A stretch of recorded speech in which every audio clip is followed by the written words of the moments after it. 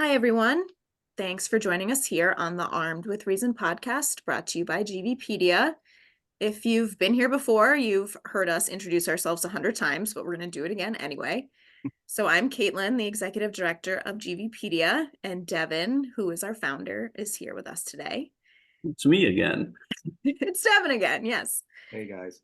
So last month, the editor of our Armed with Reason Substack, whose name is Eric, wrote a piece about the evolution of toy guns, which was interesting for a variety of reasons, but especially given the holiday season and toys, we thought that it was particularly time appropriate.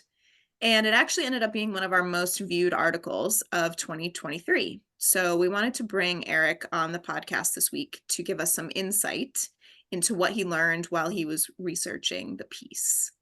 So welcome, Eric. Thanks so much for joining us today. Hello, thanks for having me. I And should clarify technically it was about the advertising of toy guns over the years and then how I felt like it changed, but we'll get into yes. it. Thank you for clarifying that. Yeah. Because I'm no expert on toy guns. But anyway. So, Eric, tell us what inspired you to research and write about the history of toy guns and the advertisements that attempted to sell them.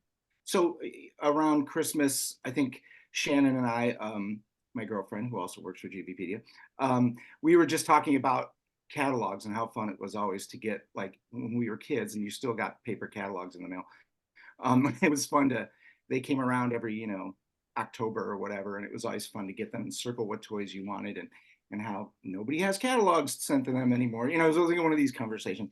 And then it just got me thinking about picking out toys and circling things in a catalog ostensibly to give to my mom, who I guess Santa shops at Sears. I don't know how that worked or how I figured that out when I was a kid. But and I remember thinking back that I never really played with toy guns much, and but they were around. All my friends had them, and I kind of got me wondering why they were never like a big deal for me. And then I just thought, as we're always looking for good original content here at Armed with Reason, I thought, oh, Christmas is coming, and we should maybe do something like that. And I know people like shopping tips and things, and I just thought it was our version of a kind of a story like that. So I just got thinking about it, and I also really I tend to like old stuff, old TV shows, old movies, and it's fun to jump down rabbit holes on YouTube of old TV commercials. So I thought, in a very non-academic way, just look at the way that toy guns have been marketed via kids' television toy commercials through the years. And I really completely unscientifically zoomed through YouTube for a few days and just picked out what I thought were representative commercials that sort of told a bit of a story. And that's how I did it. So that's how I came up. Cool. So while you're doing this research, like, what did you see as the biggest link between various types of toy guns being seen as in at the time, and then also any toy guns being seen as inappropriate? Yeah, so just to, this is probably more from the previous question, but I know as a kid, I always loved squirt guns. I thought they were hilarious. I think anybody, you can squirt water in someone's face. It's funny. So I always liked that as a kid. And I remembered, well, anyway, to get to your question, I can get back to that, how I feel like I developed this aversion towards toy guns. But to answer your question, basically, I noticed that post-war, when most of these commercials would have started, television commercials for toy guns, it's pretty much post-war. There was a little bit of military because we were coming out of the war, so there's a lot of GI Joe toys and stuff, but those are more action figures and things, and maybe like toy Jeeps and stuff. But the toy guns really came in with it seemed like, with the really huge popularity for a long time of Westerns in movies and on TV. A lot of people forget that Gunsmoke, I think up until Simpsons, was maybe the longest running television show on TV. But none of these shows are ever on, hardly even in syndication, even when I was a kid anymore. But those toys seem to mimic the big popularity of Westerns. And you know, that you only see a little bit of the, I did notice I only saw a little bit of the cowboys and Indians, as it were. You know, there, some of those commercials didn't really show a lot of shooting at bad guy Indians, you know, which would is a whole other topic we could talk about another time as far Yeah, as race absolutely. and everything else. I was a little surprised there wasn't too much of that. That said, this is YouTube. There are only so many commercials that got saved over the years and were, you know, uploaded to YouTube. So who knows? There's probably thousands of more commercials in the ether somewhere. But so I noticed that popularity of cowboy stuff, and then you can tell like it literally goes along with like, oh, and then like gangster movies by like the latter 50s and early 60s and shoot 'em ups like Al Capone or whatever. So you start seeing little toy commercials with guys with fedoras and black coats and like film noir or something, you know. Doubt they called it film noir in a toy commercial in 1960, but in any event. Um, and then you see like, oh, okay, then you're getting into the 60s and it's like, oh, spy movies, James Bond. You see these kind of, now the kids have silencers on their guns and stuff like that. So they're that, I kind of saw that it seemed like and even all the way up to say the Star Wars toys, which again were mostly action figures and stuff, but they had Han Solo's um, laser gun, you know, which they called. We were talking about this last night too. They didn't call them guns exactly; they called them something else. You know, Blasters. blasters. Thank you, blasters. And which I wonder about that too. I wonder if that was part of the marketing, right? But in any event, besides being in the movie, so you saw they were all based on sort of fictional Hollywood or just sort of fun kid trends, and then it seems like when you get into the sort of early 70s, and this is where, you know, I was born in 67, so I see, my memories are my mom being a little skeptical of toy guns, and like westerns weren't as popular anymore, and on I think a parental level the movies started getting more violent, more realistically violent, and it was taken more seriously. When people were shot in movies, you saw the bleeding, you saw the holes, you know, Bonnie and Clyde, all that, and the Godfather movies.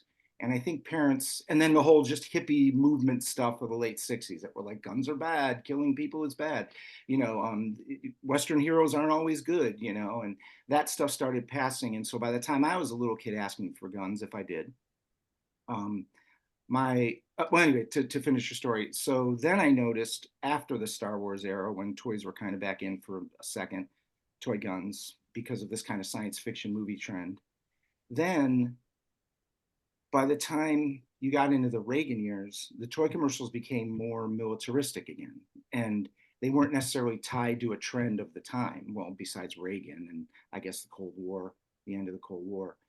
They weren't as tied to like James Bond or cowboys. They were just like military, and the toys became a little more technical and a little more sort of complex, you know.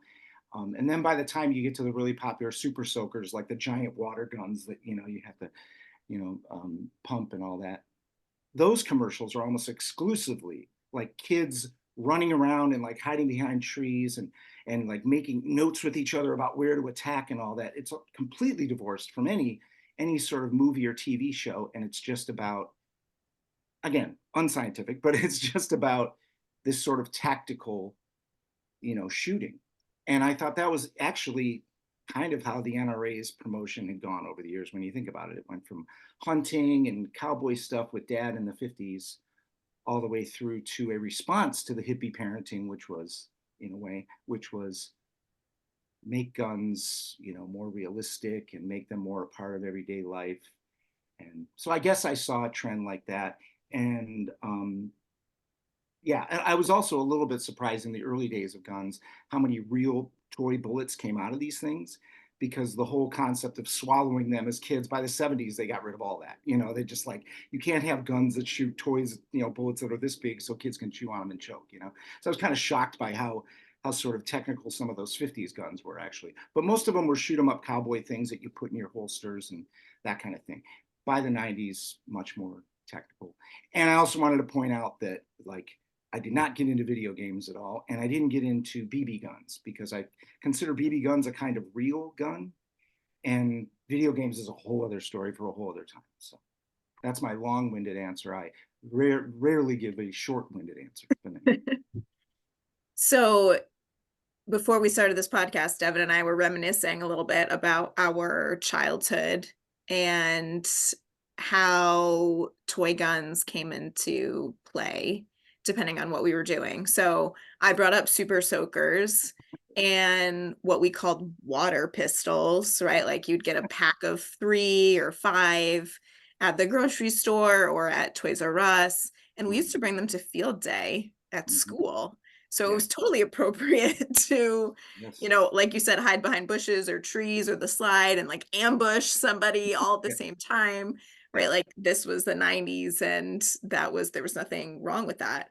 And I remember Halloween parades in elementary school and kids would have cap guns. I think they were told like don't fire them, like they didn't want to hear like the loud popping, but you still had this fabricated weapon that in some ways really did look pretty realistic. Yeah, I should say that too, that like the cap guns are a sort of bizarre subset of toy guns, but because they literally have gunpowder, right? It's essentially Right. that's a kind of carbon or something. And and I didn't go into that too much because one, there were not very many TV commercials that I could yank off of YouTube about cap guns. There's some from the 50s, and some of those are in the article. Um, I didn't go off on that too much because it's almost like, again, in a weird way, it's almost more realistic or something, but mainly because for this particular article, there just were not a ton of commercials about cap guns. But certainly when I was a kid, cap guns were still very popular. I'm pretty sure they still sell cap guns.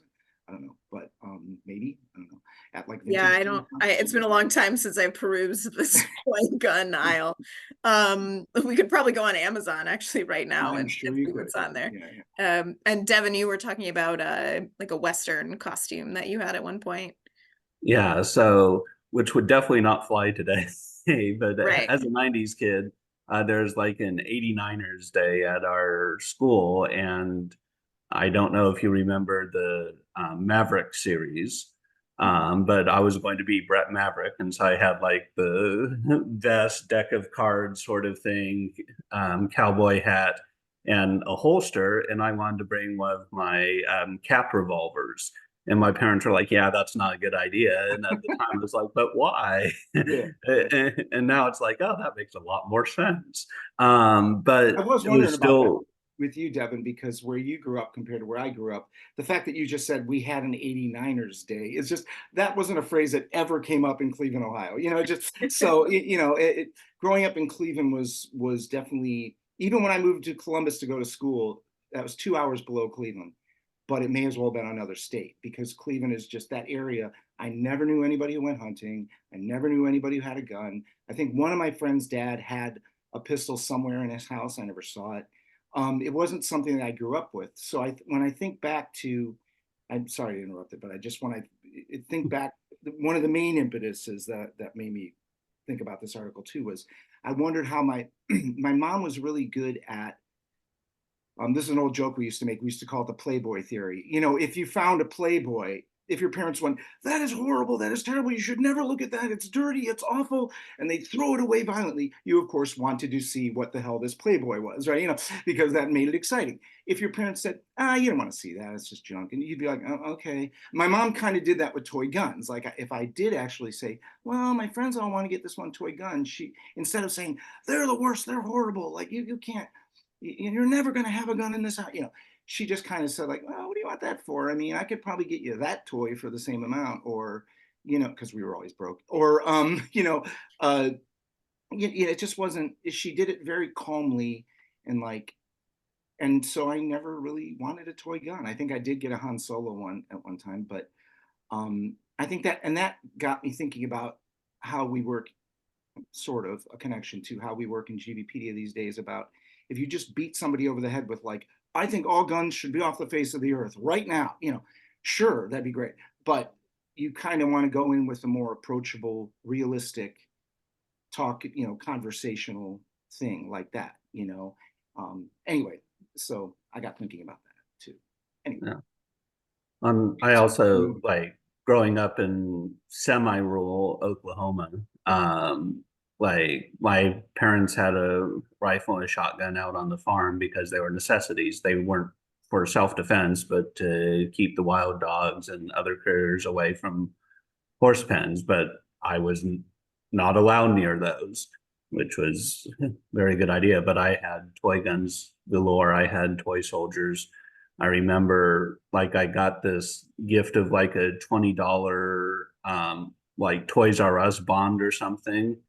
And my big spend with that was for this Nerf gun sniper rifle, effective range of 20 feet.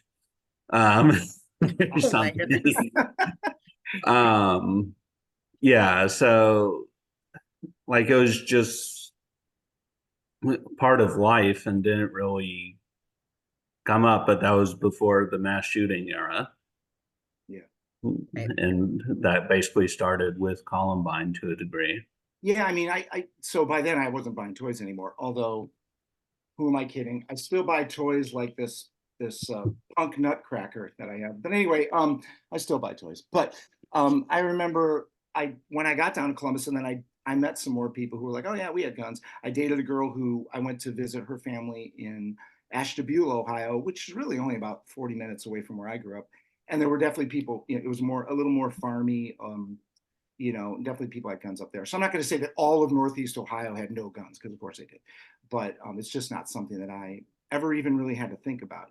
And then, yeah, by the time of Columbine and all that in the 90s, not unlike when I was doing this story and seeing some of these toy commercials, thinking like just how they're packaged to kids and what sort of pop cultural milieu, is around them that make them sort of acceptable. And for some reason, it felt like James Bond movies, that's acceptable, but not running around with 8 other friends pumping guns like this and shooting isn't. I don't know. I also didn't get into too much of the laser tag thing, which kind of took toy guns into an enclosed space, right? And in its own way, it's sort of an oddly realistic uh, game to get involved in. But I did throw a couple of those commercials in there. So anyway. So while you two were chatting, I decided I have Amazon at my fingertips, so let me look up cap guns and toy guns. And there Yeah. are quite a few to choose from. Ironically, many are labeled ages 8 and up, or in the title they have safe for kids. Yeah. And some are actually inspired by guns that are manufactured here in the United States. They have the manufacturer names in the title. Wow. Wow. But I am here recording in Connecticut, and we have, I think, we were just ranked with the 3rd strongest gun laws in the country. And every one that I've clicked on, with the exception of the Nerf guns, has this disclaimer in red letters that says, this item cannot be shipped to your selected delivery location. Please choose a different location. Wow. Wow. So I feel very naive that I didn't, maybe I need to read up on laws and That is toy very guns in the strange. state of Connecticut, because clearly it's not something that I'm allowed to purchase here, I guess. That's wild. Wow. And maybe You it's still just get those little because things, those in a box that you throw on the ground, they explode. I wonder if you can still get those things. poppers. Yeah, whatever they're called. Yeah. So I don't know. It's sort of weird. Like some of these more like Halloween-y looking ones. Halloween-y is not a word. Yeah, Apparently, yeah, I just yeah, made it yeah. one. So ones for dress up seem to be okay, but the ones that I guess have the real caps, or I don't know exactly what the parameters are, but that's something really interesting and to look up. Well, remember when they used to, wasn't there like a rule that like toy guns had to have a little red, like red Yeah, ink or red or knob orange. Yeah, or Yeah. orange? Yeah, yeah. I wonder if that's even yeah. a rule. I feel like not for the squirt guns or Nerf guns, I don't think, because I guess they just consider them so utterly safe and that they don't have to, and they look so wild. I did notice that about the Nerf and the squirt gun, the giant soakers, is they sort of look ridiculous. They're pink and orange and green and striped, and they clearly don't look anything. I mean, sort of like in their sort of tactical on your arm kind of thing, but they don't really look anything like real guns compared to the old little handguns and stuff. So I don't know, maybe that was a way to get around some of those rules or whatever, or to feel better about still making guns but make them look so ridiculous that but I did want to say that a number of people, which was kind of creepy, when I did sort of try to share this on social media and stuff, a number of people said stuff like, what, oh well, I have friends whose parents just flat out buy them guns for Christmas now, like real guns. Like real It's guns. not even a Gone are the question days of, where we like, buy toy guns. Now we just buy the real whole guns. worry of like, should I get him a toy gun is just out the window. And then I also wanted to, that was creepy, but I also noticed that people had, and I knew they were going to mention this, I even asked you guys about this, but the lead image of the article, I just thought made sense for the article because it's a guy holding a 22 caliber rifle, a little kid, very 50s, happy holding his Christmas gift, and there's like a Christmas tree behind him. And I thought, okay, this works for the article, but I knew it wasn't an ad for a toy gun. So of course people had to point out like, oh, that's not actually a toy gun. I had one of those. I'm like, okay, I just used it because it looked kind of good as a lead, but I get it, it's not a toy gun. So I just wanted to point that out to anybody who jumps in and says, you don't know what you're talking about with guns. That's a real gun. Okay, image for a Well, fun. and one of the kind of interesting things that's beyond the article, but you mentioning that reminded me when I was in Kentucky at Bud's Gun Shop was almost the toyification of real guns. Like you had these brightly colored Glocks that are like pink or purple, and like if you hold one, they feel light, and it's like this feels like a toy. It almost looks like a toy in a way too. Yeah. And then when firing an AR-15 equivalent, like it just struck me how light and plastic it felt. It was like, this feels like a toy. Yeah. And like, I don't know if others have had that similar experience where it's like, wow, this just feels toy-like. It might just be me, but I was kind of surprised with particularly the more modern polymer-based guns that toy feel. Whereas if you have something like a Colt 1911, like there's no mistaking it. That thing's hefty.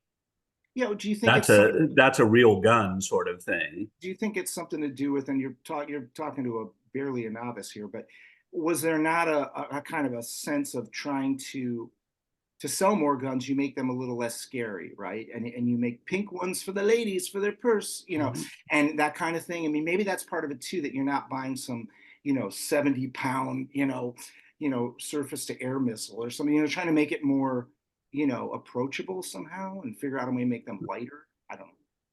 Yeah, I mean, there's definitely been a element, like, and this is with military guns as well, to make them lighter so you're able to carry more Sure. ammunition on Yeah. the battlefield, stuff like Right. that. So lightweight and durable.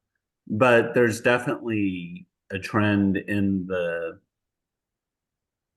like real gun marketing, it seems, and the production of these guns to like try to make them less serious. Mm-hmm. In a way, it's like, oh yeah, here's your purple, pink, or light blue handgun Yeah. that almost in a way mirrors the sort of Nerf colors, Yeah. where there's kind of getting to be this almost sliding scale of where one of the reasons Nerf has bright colors is so nobody's going to mistake it for a real gun, Right. which is, I imagine, one of the reasons why the old cap guns and such have fallen out of favor, is Yeah. because, like, aside from the orange tip, like they do look quite real And it's on it's occasion. another sad comment that, Caitlin, I'm sure, you have a child. I'm sure it's not so fun anymore out on the playground to hear cap, cap, cap little noises, even if they're, and that was something that, I joked about the little poppers, but I can guess that there's probably school grounds where teachers would, send the kid home if he was throwing those Oh around, yeah, absolutely, absolutely. I mean, anything that looks like a gun, sounds like a gun, kids even running around making gun shapes with their hands will get in trouble. Yeah. We've been to Legoland a couple of times, and they have these giant tubs of Legos, different sizes and colors, and it's supposed to spur on creativity. And so the kids will sit there and put together, we were there near the holidays. So my daughter was building a Christmas tree, right? And someone had a toy car, but then there's an overwhelming number of kids are running around with swords or guns that they've made out of these Legos. Wow. And they're they're hiding, right? So again, they're playing that sort of like gang up and ambush sort of style. But it is to see, I mean, some of these kids are like 4 and 5. And I try to think back to when I was that age, and granted, I was the oldest child, so I didn't have older siblings to influence what I was watching on TV. Yeah. But I don't know if I would have had any idea how to build a faux gun out of Legos when I was 5 years Oh, old. I definitely would You would have, yeah. Well, and then have. there's a Like, weird, there's a my weird, my preferred instrument of that were connects, and like oh, Oh yeah, making pretend guns, pretend swords, seeing how long you can get the sword before it kind of flops over on under its own weight. But oh well, yeah, there's a weird connection there with like laser printing and stuff now. Like there are these right. The 3D odd, printed guns. yeah, there's odd sort of commingling of maybe someone could just design one for fun. You know what I mean? And so is that a Right. toy or is it a workable machine? You know, and this actually got me thinking about when you said such young kids, why are they even thinking about, you know, death? But which is the way I always looked at it. But and I wondered, which maybe this is another article I can do, but I recently saw the new Godzilla movie, which was surprisingly good. And not just that, but memories and reading history of World War II. It does make you wonder how and if toy guns were marketed in, or this kind of idea of warring and soldiers and everything was marketed in Japan after the war, or if it was at all. If toy guns were popular, I'm guessing they Interesting. probably were. And that is a similar, I think Germany and Japan had, oddly enough, similar cultures to America as far as guns and how they look at that kind of stuff. So it would be interesting to look into that and see. I don't know how much of that I'm going to find on YouTube, but that maybe is another idea. But yeah, it was sad to and interesting to think about those kind. I mean, this is a whole other topic, but our heroes were often people who fought and had guns and such, right? Or what we were taught were our heroes, right? So, and you definitely saw that in the 50s commercials for sure. Um, it was really interesting to see there were hardly any from the 70s. Peace and love, I guess, in the 70s. Disco dancing, probably a lot of disco dancing toys in the 70s. I don't know. But, Right. you know, Saturday Night Fever toys or something. But there was hardly any. And then the 80s really ramped up, and that fit perfectly with Reagan and all that, which I have a memory of. I'm a little older than you guys. And the world definitely got more militaristic, more scare tactics about the Cold War, all of that. Rambo was a big one. It's a very, very popular movie, a classic R-rated movie that kids all snuck into, you know. So there's a bit of that in the article too, some commercials like that. So sorry, I went off there. The advertising may have been linked to, I mean, post World War II, the generation that we deemed the greatest generation, right? These young men came home from war and we had parades and we cheered for them. Mhm. And Vietnam was received in a completely different way, I right? should have mentioned that, sure, of Right. course. So like sending our troops over and then them coming home, the way we treated them after them, still treat them today, those who are still with us, very different stories, endings to those wars. So I That's wonder, another thing I got from my mom was her reminding me of how, I mean, we all know this kind of stuff, I guess now, but it was a bit of an eye opener when I was a kid that I have generally have a few memories in my head of some of those news stories where I'm sorry, when I, no matter if I turn it off or not, my text still ping on my computer. Um, no matter, I remember seeing some of those news stories of coffins being taken off of military planes in America, and my mom being sort of shocked, and she's like, "We certainly did not see that, even during the Korean War or whatever."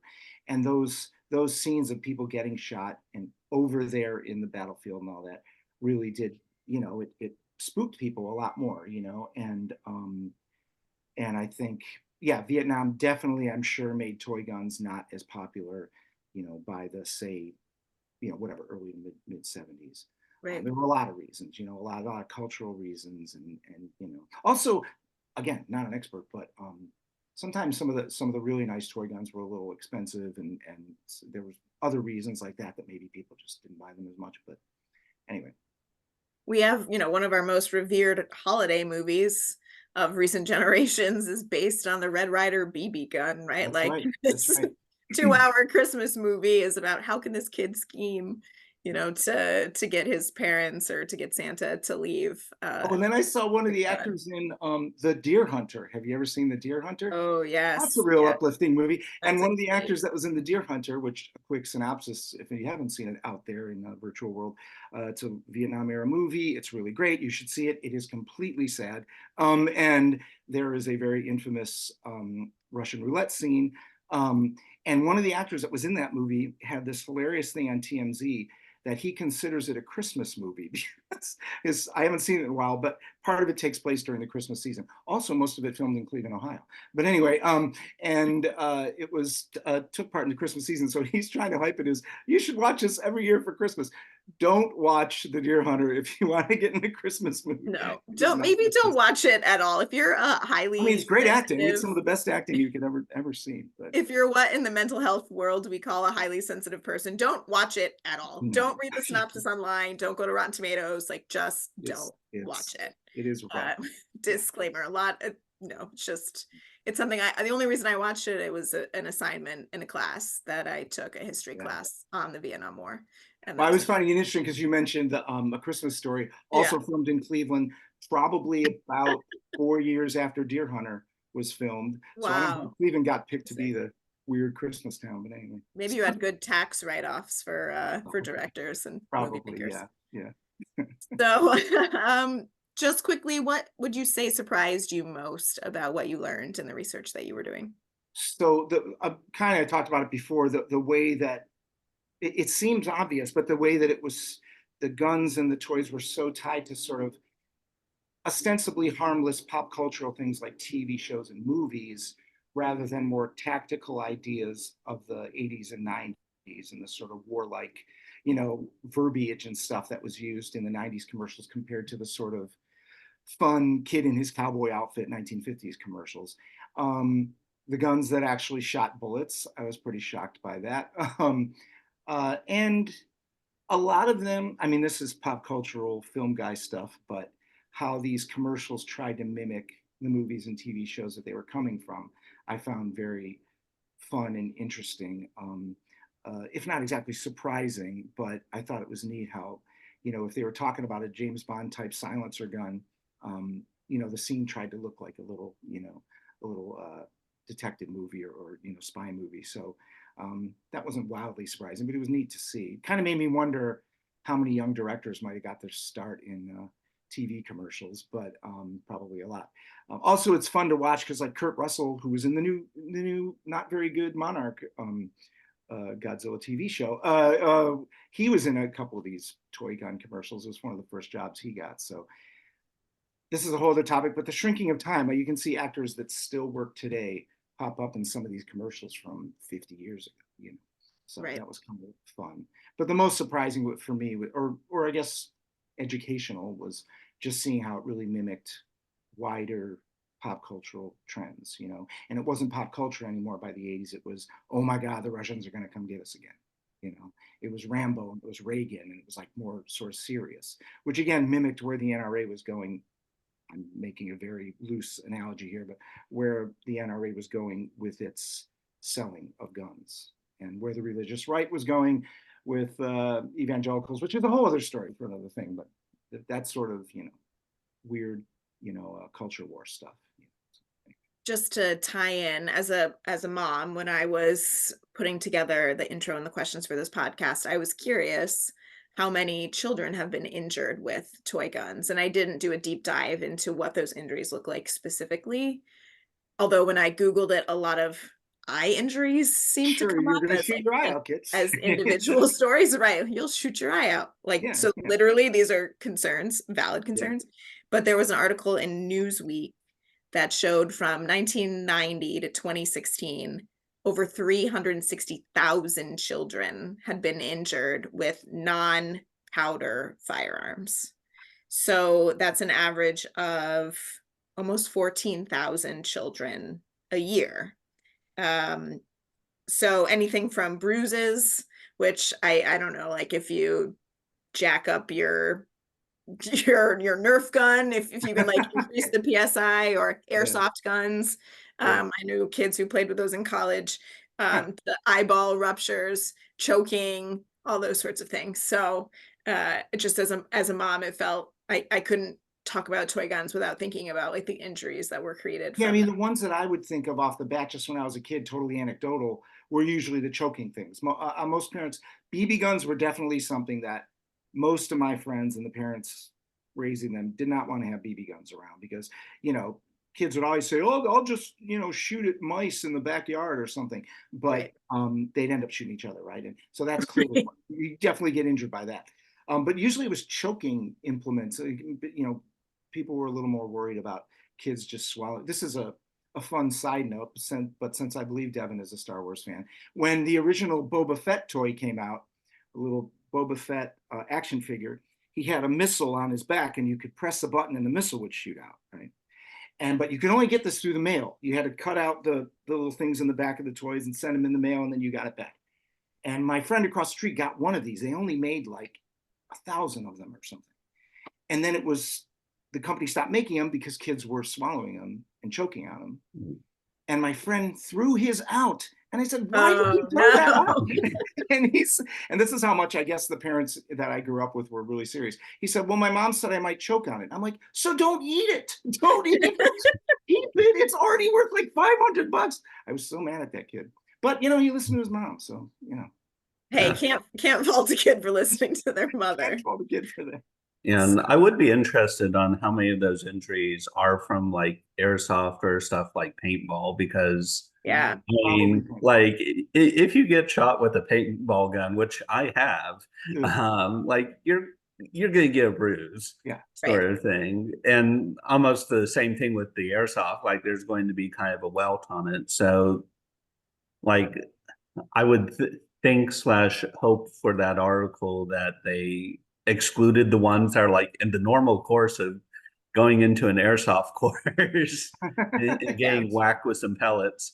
But it's still kind of harrowing. And there's definitely like the massive concern with eye injuries because like if it hits the eye or face area, like with airsoft and paintball, they can do serious damage. Sure. Yeah. And it is kind of part of the like kind of spectrum in a way of like from real gun to toy gun. And then you have like the airsoft and paintball sort of thing in between. Yeah. And where like that they actually do injure people. Like they're light injuries, but like you know when you've been whacked by one. Yeah. And I like while it was outside the scope of the article, like I think that's been another trend in the probably 90s to 2000s up to present, where you have more of that sort of militarized aspect because like with the airsoft, it does look like a real gun Yeah. at first Yeah, I glance. did want to mention that when the previous question about surprising was, and it's one of the last commercials in that article, is there's a gun that you can has three settings. One is just shoots one bullet, and these things are about that long, right? I think it's a Nerf thing. I think it's a Nerf thing. So they're soft, but probably has a plastic end just to make it fly. But and then there was a second setting where it would shoot three blasts, and then there was a third setting where unending shots or whatever, right? Your And I thought, what a machine gun, weird, Nerf gun, yeah, essentially. it's like, what a weird, Right. like it was such a direct corollary to some real guns. And I know that commercial. That commercial was probably, I think, from like say early 2000s.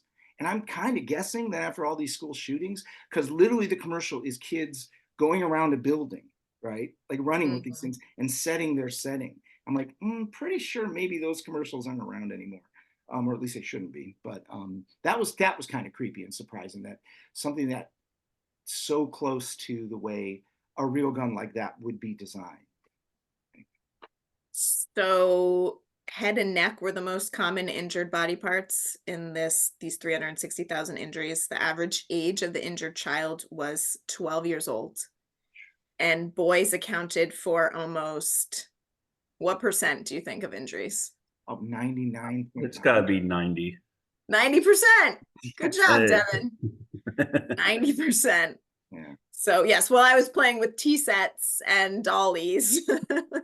The boys were running around shooting themselves in the eyes, apparently. So anyway, Yeah, they must be aiming at heads, I guess. That's sort of a yeah, starts. whether it's unintentional Sure. or not, right? But certainly goes back to A Christmas Story. Or So, maybe they follow all those dumb scenes in movies when the guy runs out of bullets and then he goes like this oh, and throws his yeah. gun. Maybe they No, were doing that. no, that's true. That's absolutely true. I hate And those I scenes. know grown-ups who have hit themselves in the face trying to take a cork out of a champagne bottle. So, Yeah.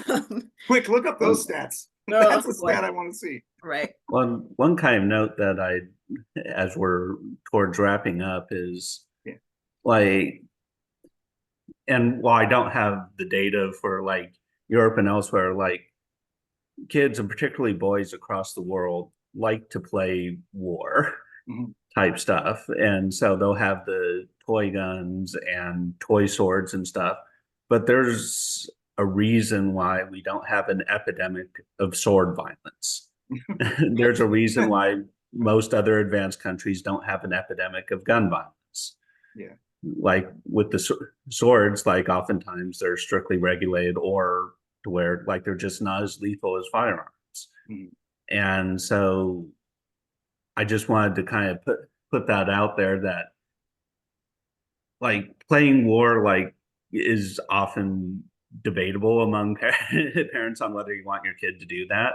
Yeah. But kind of like violent video games, there's no real correlation between kids playing war and growing up and actually shooting to a degree. But there is a definite correlation between allowing easy access to lethal guns and these shootings that are at epidemic levels. And I know we're wrapping up, but just as an anecdotal, I was in a band, New Bomb Turks, if anyone wants to look them up. We toured in Europe a lot, and we would get in these gun discussions sometimes because you go over to Europe and you're from America and they just assume you have tons of guns and cowboy movies are your favorites and everything. And I recognize I have a couple of memories of talking with people about how like toy guns weren't always a thing because real guns just kind of weren't around. So there's some people, again, anecdotal, but some people's idea of guns was more from like cool old crime movies, A Godfather or something like that. One scene where like a guy pulled out a gun, and almost more in that very European sort of, beautiful existential old, 40s movie or something. Whereas I think there is a notion in America for sure that like you could see that some parents think of toy guns as a kind of preparation for when the kid's going to have to own a real gun, and that's a whole other, again, story for another day. But I think there's a little feeling of that some of these guns are like, well, because the assumption is the kid's probably going to get a real gun someday, and you can't buy a 4-year-old a gun, at least in most states. Hell, get him a toy one and he can start aiming at squirrels in the backyard. So, I mean, there's part of that too, not that there isn't hunting in other countries, but, anyway.